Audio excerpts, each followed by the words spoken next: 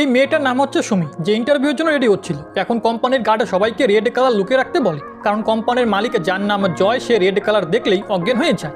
এরপরে সুমি ওই কোম্পানিতে একটা পেন্টিং দেখে, যেটা ওর বানানো পেন্টিংয়ের কপি ছিল। আসলে সান নামের এই ছেলেটি সুমির পেন্টিং কপি করে এই কোম্পানিতে বড় পোস্টে চাকরি পেয়েছে।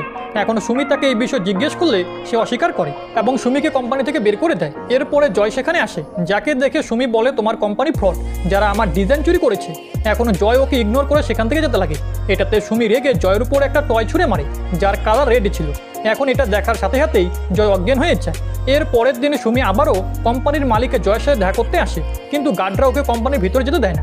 এটাতে সুমি ইন্টারভিউর নাম করে কোম্পানির ভিতরে চলে আসে এবং সুযোগও পেয়ে জয় রুমে ঢুকে যায় আর সে স্থানকে শাস্তি দিতে বলে। এখন জয় রেড কালার দেখার সাথে সাথেই অজ্ঞান হতে লাগে, কিন্তু যখনই সে সুমিকে টাচ করে সে ঠিক হয়ে যায়। এখন সুমি দূরে গেলেই সে আবার অজ্ঞান হতে লাগে। এরপরও সুমি তার উপরই পড়ে যায়।